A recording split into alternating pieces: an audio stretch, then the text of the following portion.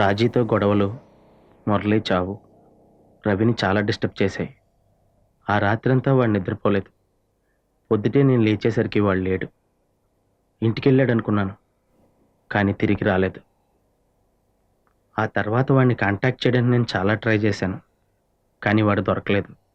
పోనీ రాజీని కలిసి ఉంటాడా? లేదు సార్, ఆ తర్వాత వాళ్ళిద్దరూ కలవటం ఇదే మొదటిసారి. కానీ ఒక్క విషయం మాత్రం చెప్పగలను, రాజీ రవిని కలవటానికే ఈ ఫంక్షన్కి వచ్చింది. బట్ దాని వెనక తన ఉద్దేశం ఏంటో నాకు తెలియదు. మురళి ఫంక్షన్ అని వచ్చానే తప్ప నాకు వేరే ఉద్దేశం ఏమీ లేదు సార్. ఏ ఉద్దేశం లేకపోతే బడ్డుని అతని వైఫ్ని డాక్టర్ దగ్గరికి పంపించడానికి అంత ఇంట్రెస్ట్ ఎందుకు తీసుకున్నావు? రవిని ఒంటరిగా కలవటానికే వాళ్ళని పంపించాను సార్. ఎందుకు? రవికి సారీ చెప్పాలని. పరీక్షల దగ్గరికి వస్తుండగా కాలేజ్ వదిలేసి వెళ్ళిపోయాడని తెలిసి చాలా బాధపడ్డాను. కాలేజ్లో జరిగే గొడవలు త్వరగా మర్చిపోగలం, కానీ ఆ ఏజ్లో మొదలయ్యే స్నేహం, ప్రేమ లైఫ్ లాంగ్ మర్చిపోలేం. యాజ్ ఎ ఫ్రెండ్ నేను వెళ్ళి జరిగిన గొడవలన్నీ మర్చిపోదాం, వచ్చి పరీక్షలు రాయమని అడిగితే రవి ఖచ్చితంగా వస్తాడనిపించింది. వెంటనే వాళ్ళ ఇంటికి వెళ్ళాను. నాతో పాటు సతీష్ను కూడా తీసుకెళ్ళాను.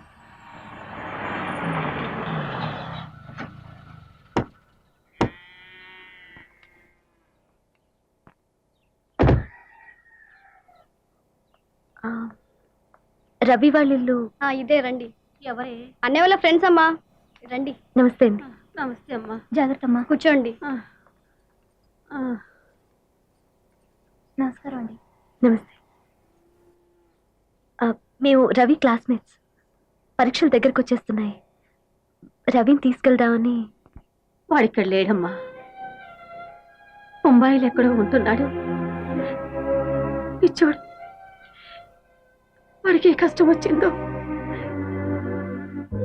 ఎవరు బాధ పెట్టారు. మజ్జిగ తీసుకోండి. చాలా థ్యాంక్స్. అన్నయ్య కోసం మీరంత దూరం నుంచి వచ్చారంటే తప్పకుండా మీరు అన్నయ్య బెస్ట్ ఫ్రెండ్స్ అయి ఉంటారు. బాంబేలో ఎక్కడ ఉంటున్నాడో అడ్రస్ ఏమైనా ఉందా? అన్నయ్య అక్కడేదో బట్టల కంపెనీలో పనిచేస్తున్నాడు. మొన్న డబ్బులు పంపిస్తూ లెటర్ కూడా రాశాడు. చూస్తానుండండి. ఓకే. మీ పేరు రాజీ కదూ? నీకెలా తెలుసు? రండి, మీకు ఒకటి చూపిస్తా.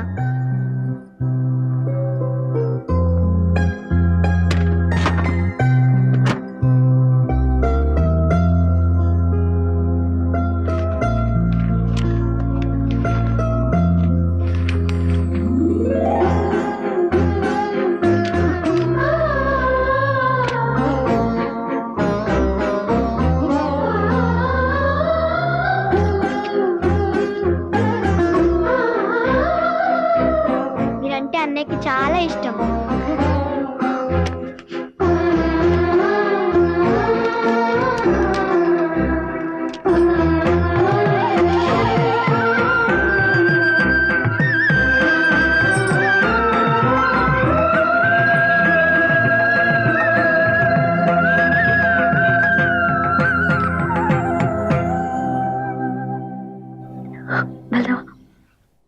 వస్తామండి.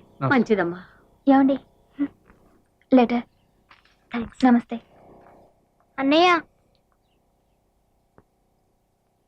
ఆల్ ద బెస్ట్ అన్నయ్య, పరీక్షలు బాగా రాయండి.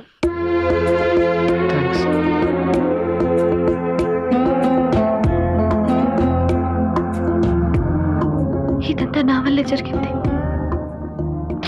నేను కానీ రవికి పోటీగా నిలబడకపోతే ఇన్ని గొడవలు జరిగేవి కాదు. పాపం రవి నా వల్ల ఎంత సఫర్ అవుతున్నాడు.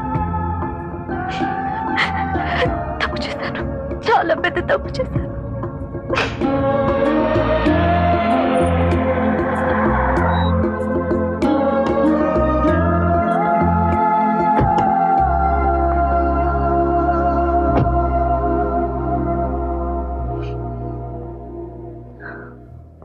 తప్పు నువ్వు చేయలేదు రాజీ, నేను చేశాను. ఆ పోస్టర్ అంటించింది, బ్యాలెట్ బాక్స్లో లెటర్ వేసింది రవి కాదు, నేను. నేను గెలుస్తున్నాను అనుకున్నానే కానీ ఇంతమందిని బాధ పెడతాను అనుకోలేదు. క్షమించమని అడగడానికి కూడా సిగ్గుగా ఉంది రాజీ.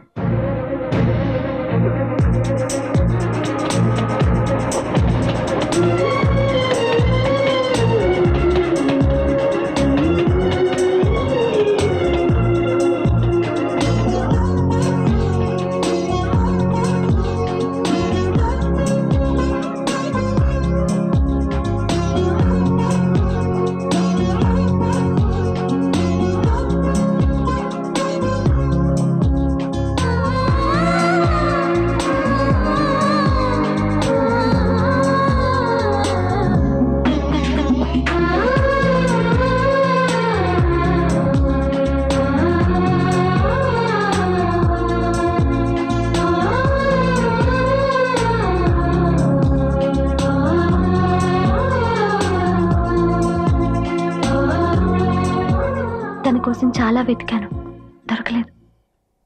ఎందుకో ఈ ఫంక్షన్కి రవి తప్పకుండా వస్తాడనిపించింది. కానీ ఇక్కడికి వచ్చాక తనతో మాట్లాడే అవకాశమే దొరకలేదు. తను ఒకసారి ఒంటరిగా కలిసి నా మనసులోని బాధంతా చెప్పుకోవాలనిపించింది. ఆ రోజు రాత్రి డిన్నర్ జరుగుతున్నప్పుడు బాగా తినండి అమ్మా. మీ ఆయన ఉండితే కానీ తినరా?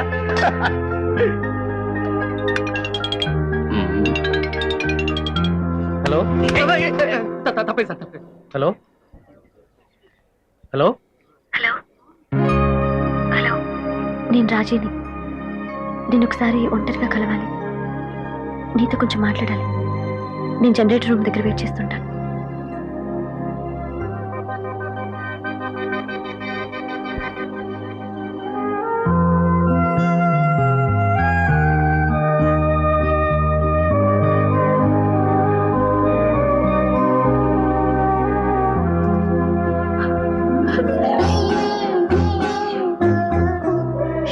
ఎలా ఉన్నారా? ఏమైపోయావు? అసలు ఎందుకు వెళ్ళిపోయావురా? నేను కలవటానికి ఎంత ట్రై చేశానో తెలుసా? నేను చేసిన తప్పే నువ్వు నాకెందుకు చెప్పలేదురా? నన్ను ఎందుకు ఇలా ఒంటరిగా వదిలేసా? ఇన్నేళ్ళు నన్ను మర్చిపోయి ఎలా ఉండగలిగా? నిన్ను మర్చిపోవటం ఏంటి రాజీ? ఈ 10 ఏళ్లుగా ప్రతి పగలు ప్రతి రాత్రి నీ జ్ఞాపకాలతోనే బతికాను తెలుసా? రాజీ, ప్రేమించడానికి మనసు ఉండాలి, చెప్పడానికి ధైర్యం ఉండాలి.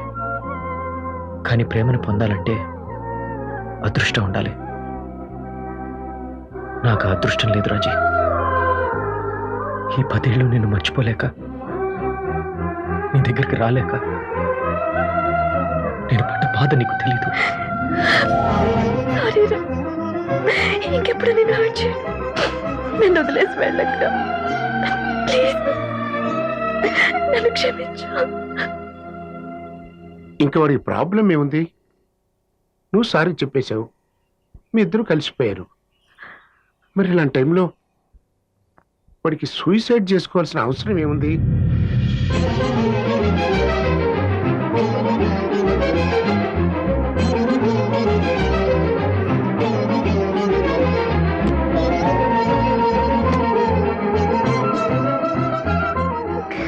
సారీరా,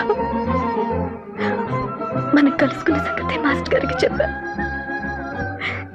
కానీ అంతవరకే చెప్పాను, తర్వాత జరిగింది చెప్పలేదురా. చెప్పను కూడా.